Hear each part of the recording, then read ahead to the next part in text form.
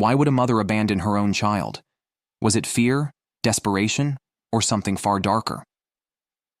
The question echoed in Ava's mind as she stood in the dimly lit archives of the adoption agency. Her hands trembled as she clutched the yellowed file labeled Case Number 231, Baby Doe. This was the only link to the mother who had left her in a hospital hallway 19 years ago. Ava had always known she was adopted. Her parents had never hidden the truth, but they also never spoke about her biological mother. Curiosity gnawed at her soul for years until it became unbearable. She had to know why she was abandoned. The file revealed little. No name, just a single photograph of a young woman holding a newborn. The woman's eyes seemed haunted, filled with sorrow and regret. Ava couldn't shake the feeling that the story behind those eyes held the key to her own identity. The only other clue was a faded address scribbled in the margins. Determined to uncover the truth, Ava packed her bags and embarked on a journey to a remote town in the Appalachian Mountains, the place where her life had unknowingly begun. The town was eerily quiet, its narrow streets lined with weathered houses and gnarled trees. Ava clutched the photograph as she knocked on the door of the address from the file. A frail woman in her 70s answered, her eyes narrowing with suspicion. "I'm looking for someone," Ava began, showing the photograph. "Do you recognize her?" The woman's face turned pale. "Where did you get this?" she demanded, her voice trembling. "She's my mother," Ava admitted. "I need to find her. Please, can you help me?" The woman hesitated before motioning Ava inside. "Her name is Marissa," she said quietly. "She used to live here, but that was a long time ago. She was just a teenager when she had you." Ava leaned forward. "Why did she leave me?" The woman sighed. "Marissa was in a bad situation. She was scared, and she thought leaving you was the only way to protect you." "Protect me from what?" Ava pressed, but the woman shook her head, refusing to say more. Before Ava left, the woman handed her a small box. "This belonged to Marissa. Maybe it'll give you the answers you're looking for." Inside the box, Ava found letters, photographs, and a locket engraved with the initials M and A. The letters revealed a love story between Marissa and a man named Alex, who was Ava's father. They had been high school sweethearts, but their relationship had been torn apart by tragedy. Marissa's parents had disapproved of Alex, who came from a poor family. When Marissa discovered she was pregnant, her parents sent her away to hide the scandal. Alex tried to fight for her, but an accident claimed his life before he could reach her. Overwhelmed by grief and pressure from her family, Marissa made the heartbreaking decision to give up her baby. The final letter in the box was addressed to Ava. "I prayed every day that you would find a family who could give you the love I couldn't. I hope one day you'll understand that everything I did was out of love." With the help of a private investigator, Ava traced Marissa to a small coastal town. She stood outside a modest cottage, her heart pounding as she knocked on the door. A woman in her 40s answered, her face lined with years of sorrow and guilt. "Marissa?" Ava asked, her voice trembling. Marissa's eyes widened as she took in the sight of Ava. "Ava," she whispered, tears streaming down her face. "Is it really you?" The two women embraced, their sobs filling the air. Marissa apologized over and over, explaining the pain and regret that had haunted her for years. Ava listened, her heart breaking and mending all at once. The reunion marked the beginning of a new chapter for both women. Marissa shared stories of her love for Alex and her dreams for Ava's future. Ava, in turn, opened up about her life and the parents who had raised her. Over time, they built a relationship founded on forgiveness and understanding. Ava realized that while Marissa's actions had caused her pain, they were born out of love and sacrifice. Together, they began to heal the wounds of the past, proving that even the deepest scars can be mended by love. Marissa invited Ava inside the small, cozy cottage that smelled faintly of lavender. They sat in the living room, the air thick with unspoken emotions. Marissa reached for a worn photo album on the coffee table and opened it with trembling hands. "I've looked at these pictures every day," she said, her voice cracking. Each one is a memory of a life I thought I could never share with you.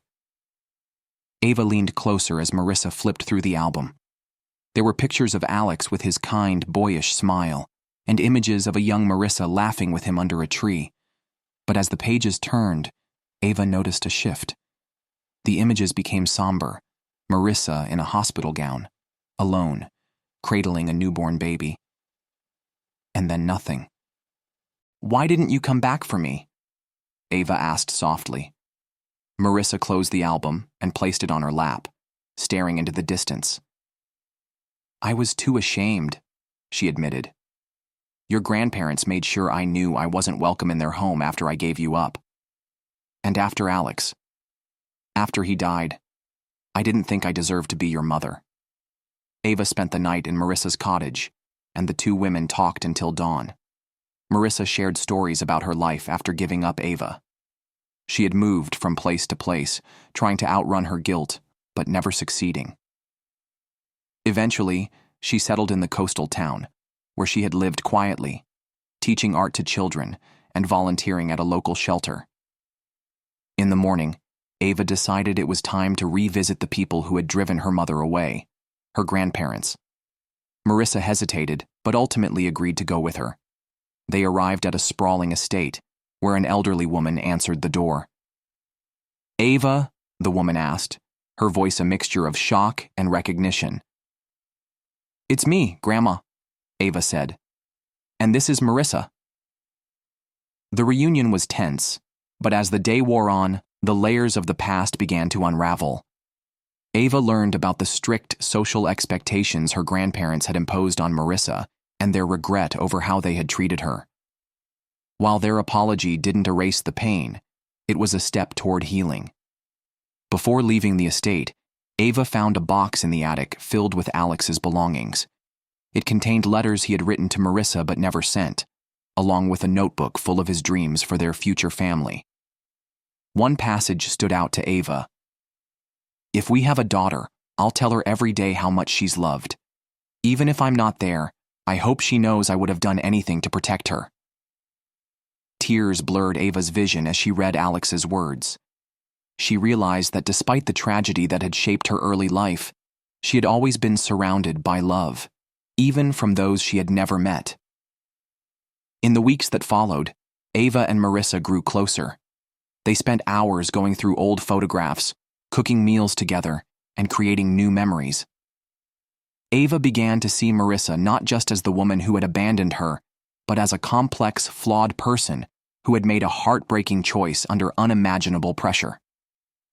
Marissa, in turn, found strength in Ava's forgiveness. She started painting again, creating vibrant canvases that reflected her renewed sense of hope. One day, she painted a portrait of Alex holding a baby in his arms, a bittersweet tribute to the life they had dreamed of, but never lived. Years later, Ava stood in an art gallery, surrounded by Marissa's paintings. One piece stood out, a large canvas depicting a young mother placing a baby in the arms of an older couple, her face filled with both sorrow and hope. The painting was titled "The Silent Cradle." Ava smiled as she read the description beside it. "This is a story of sacrifice, forgiveness, and the enduring power of love. Dedicated to my daughter Ava, who taught me that it's never too late to rewrite the past." As Ava looked around the room, she felt the weight of the past lift. Her journey had been painful, but it had brought her to a place of peace. And as she watched Marissa greet visitors, her smile radiant with pride, Ava knew that their story was far from over. As Marissa's artwork gained recognition, the gallery exhibit became a symbol of reconciliation and healing. Ava attended every event, standing proudly by her mother's side. At one of the exhibitions, a journalist approached them, intrigued by the emotional depth of Marissa's paintings. "Your work resonates with so many people," the journalist said, holding a recorder. "What inspired this transformation?" Marissa hesitated, glancing at Ava before answering. "It was my daughter," she said with a soft smile. "I thought I had lost her forever. But she gave me a second chance. Not just to be her mother, but to forgive myself." The article that followed gained widespread attention. It painted a vivid picture of their journey, touching hearts across the country. Messages of support poured in, many from individuals who had experienced similar struggles with adoption, abandonment, and reunion. One message stood out: a letter from a man who claimed to have known Alex. The letter was from a man named James, who described himself as Alex's childhood best friend. He wrote about their shared dreams and how devastated he had been when Alex died. But what caught Ava's attention was James's claim that Alex had left something for his child, a keepsake he had never been able to deliver. Marissa and Ava decided to meet James in person. He lived in a quiet suburb, his home filled with photographs of his own family and memories of his time with Alex. He handed Ava a small wooden box, its surface worn but intricately carved. "I kept this all these years, hoping one day I could give it to you," James said, his voice heavy with emotion. Alex made it himself. He said it was for his daughter. Inside the box was a silver bracelet with an inscription: "For my little star, always loved, never forgotten." Ava's hands shook as she fastened it around her wrist. For the first time, she felt an unbreakable connection to the father she had never known. The keepsake reignited Ava's determination to honor Alex's memory. She began documenting her journey, writing a memoir that interwove Marissa's struggles, Alex's dreams, and her own path to self-discovery. Marissa encouraged her, often sitting with Ava late into the night to recount details she had long buried. As the memoir took shape, Ava found herself delving deeper into her emotions.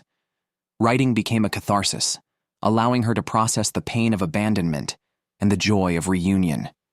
Each chapter was a tribute to the resilience of the human spirit. When the memoir was published, it became an instant bestseller. Readers connected deeply with the raw honesty of Ava's story, and it wasn't long before she was invited to speak at conferences and events. Ava's story sparked a movement. Communities began organizing support groups for adoptees and birth parents seeking reconciliation. Marissa volunteered at these groups, sharing her experiences and helping others navigate the complexities of their own journeys. One day, a young woman approached Marissa after a meeting. "I gave up my baby last year," she confessed, tears streaming down her face. "Hearing your story gives me hope that one day I might find her again." Marissa embraced the woman, her heart full of compassion. "You've already taken the first step," she said gently. "Never stop believing in the power of love." Years later, Ava stood on a stage, addressing a packed auditorium. Marissa sat in the front row, her eyes shining with pride.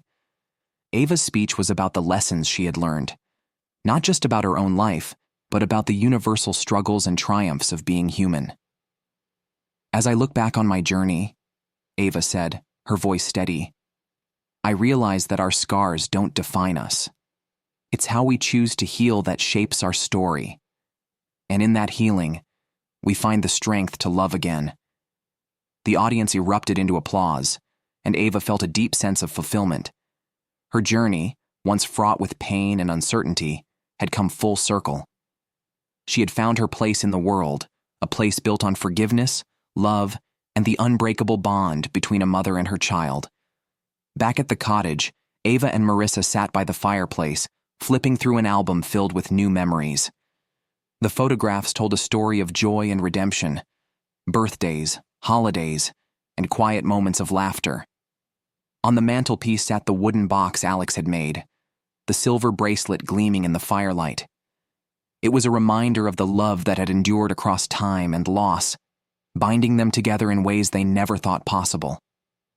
Marissa reached for Ava's hand, squeezing it gently. "Thank you," she whispered, "for giving me a second chance." Ava smiled, her heart full. "You gave me one too." And as the fire crackled and the night deepened, mother and daughter sat together, their hearts at peace, knowing they had rewritten their story together.